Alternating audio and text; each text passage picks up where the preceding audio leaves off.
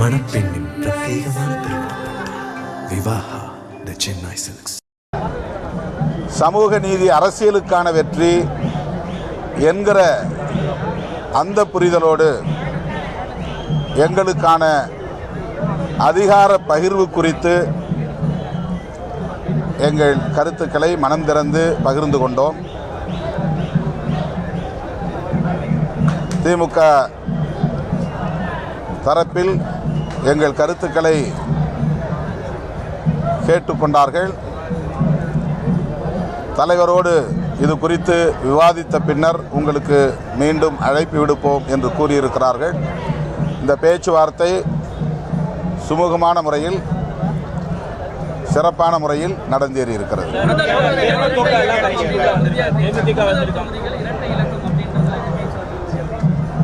பேச்சுவார்த்தையில் எந்தெந்த தொகுதிகள் என்பது குறித்து எதுவும் நாங்கள் பேசவில்லை.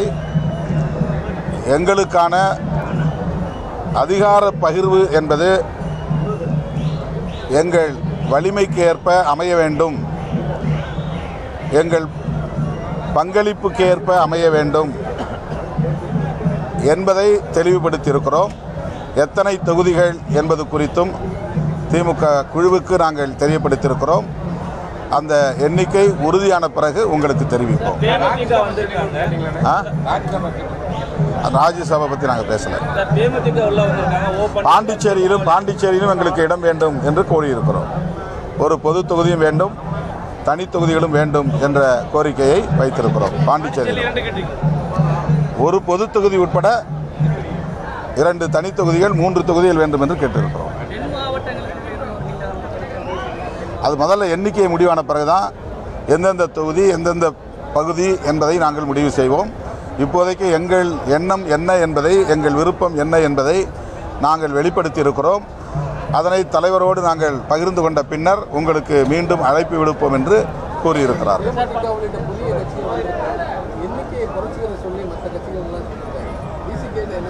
இதெல்லாம் கூட்டணி கட்சிக்கு இடையில உள்ள அரசியல் ரகசியங்கள். இதை நம்ம வெளிப்படையாக பேச முடியாது.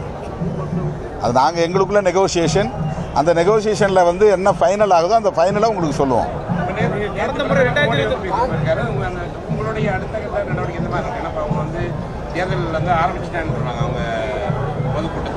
நான் ஏற்கனவே சொல்லியிருக்கிறேன், தமிழ்நாட்டை பொறுத்தவரையில் மோடி வித்தை எடுபடாது. எத்தனை முறை வந்தாலும் என்னென்ன பேசினாலும் திமுக அரசுக்கு எதிரான களங்கத்தை பூச திமுக அரசுக்கு எதிராக களங்கத்தை பூச முயற்சித்தாலும் தமிழ்நாட்டு அரசியலில் அது எடுபடாது. தமிழ்நாடு வேறு, இந்தியாவில் உள்ள பிற மாநிலங்கள் வேறு. 2026 தேர்தல் மீண்டும் பாஜகவினருக்கு தமிழ்நாட்டு மக்கள் அதை உணர்த்துவார்கள்.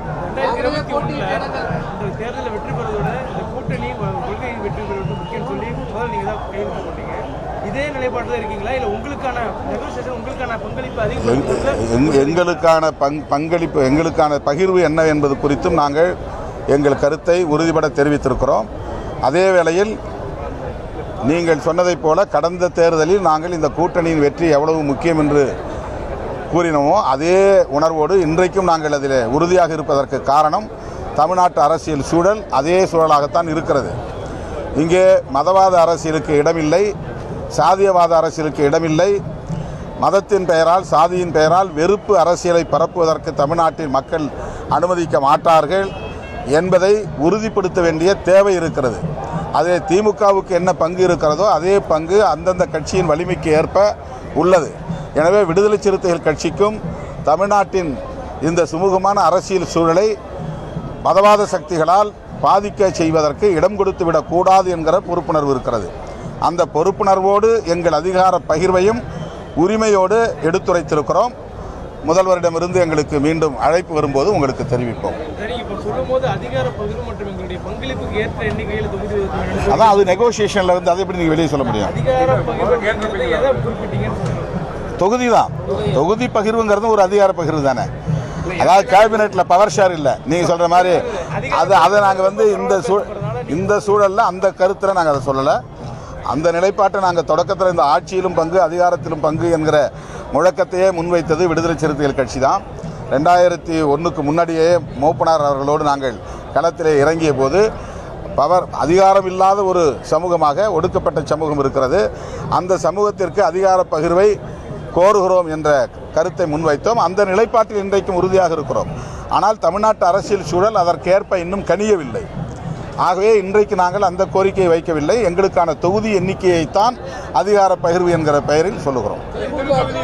காங்கிரஸ் பேச்சுவார்த்தை நடந்துச்சு. இங்கே மகிழ்ச்சியா இருந்துச்சு சொல்லி ஜோடங்கர் தெரிவிச்சிருந்தாரு. டெல்லியில் போய் பேசும்போது திமுக சொல்ற கருத்துக்களை ஏற்றுக்கொள்ள முடியல, 25 தொகுதி தான் சொல்றாங்க, அதை ஏற்றுக்கொள்ள முடியல. டெல்லியில் போய் பேசியிருக்காரு. காங்கிரஸ் கட்சி ஒரு கூட்டணியில் ஒரு வெற்றி நிலைப்பால் இருக்க மாதிரி ஒரு நிலை இருக்கு. அதை எப்படி பாக்குறீங்க? அது காங்கிரஸ்காரங்க தான் இந்த கேள்விக்கு பதில் சொல்லணும். அது பேச்சுவார்த்தை நடத்தும் போது தனித்தனியாக ஒவ்வொரு கட்சியோட பேசுகிறாங்க. அதில் நான் இப்படி இன்னொரு கட்சியினுடைய கருத்துக்கு பதில் சொல்ல முடியும்? எங்கள் கட்சியினுடைய நிலைப்பாட்டை பற்றி நான் பேச முடியும். நாங்கள் ஒரே கூட்டணியில் இருந்தாலும் ஒவ்வொரு கட்சியும் தனித்தனியான கோரிக்கைகள் வைத்திருக்கின்றன. ஒவ்வொரு கட்சிக்கும் தனித்தனியான ஒரு வலிமை இருக்கிறது, ஒரு பாரம்பரியம் இருக்கிறது. தமிழ்நாட்டில் அவர்கள் தேசிய அளவில் ஒரு பெரிய சக்தி என்கிற அடிப்படையில் கோரிக்கையை வைக்கிறார்கள். அது அவர்களுடைய நிலைப்பாடு. அதில் நாங்கள் கருத்து சொல்வதற்கு எதுவும் இல்லை. கூட்டணி 10 தேர்தல் சந்திச்சிருக்கீங்க. ஒருபோது அந்த கூட்டணியுடைய பேச்சுவார்த்தையில் தொகுதி பேச்சுவார்த்தை நீண்டு கொண்டிருந்தாலும் கூட்டணி என்பது உறுதியாக இருந்தது. ஆனால் இப்போ காங்கிரஸோடைய பேச்சுவார்த்தையில் ஒரு இரட்டை நிலைப்பாடு தெரிகிறதுனால கூட்டணியே உறுதியாக ஒரு கொஸ்டின் மார்க் எழுது. அது உங்கள் கூட்டணி என்னதான் பேச்சுவார்த்தையில் ஈடுபடி நடந்தாலும் கூட காங்கிரஸ் திமுக கூட்டணியில் தான் இருக்கும்.